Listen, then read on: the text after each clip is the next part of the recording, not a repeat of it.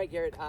I have used this a couple times in a lesson, but I'm still having issues sometimes of like, okay, what numbers should I use?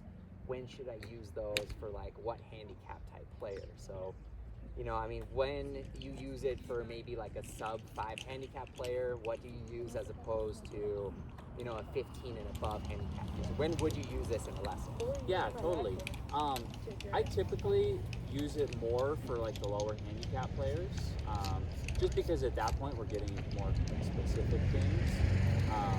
Whereas, for a lot of beginner golfers, I'm not going to use this. We're just focusing on trying to make solid contact with the ball. Right.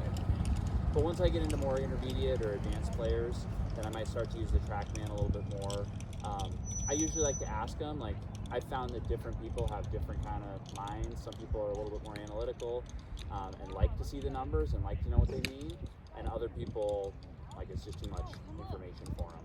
So sometimes I'll just use it for myself as like a way to diagnose their swing a little bit. Yeah. And if they don't want to know, like, I won't share it with them. I'll just use that to help kind of guide the lesson. But sometimes they really are curious about like what their numbers are, and so I can explain the numbers to them and what it means, where they're at, where we're trying to get to, that type of thing. So yeah, I just try to feel it out beforehand. Like, is this person going to be helped by all that information?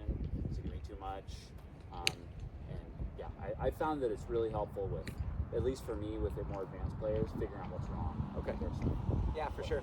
So can you adjust some of the numbers? Because like I'll start it and then it's just like 12, 15 numbers. Yeah. Can you go in there and adjust each one by, do you change that per person? I will, okay. Yeah.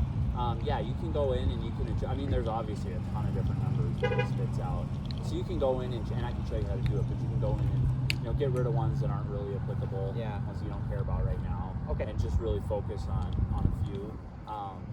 The really cool thing about the Trackman that I've started using is on the Pro app, you can have them hit a few swings and it'll spit out like their ideal numbers for their club head speed, like what should their angle of attack be, what should their club path be, that type of thing, which I found really helpful. So that's another way that it kind of helps me to be able to guide the lesson. Like, all right, we're going to work on this. Yeah, gotcha. This number we need to improve. Perfect. Awesome. Let's hit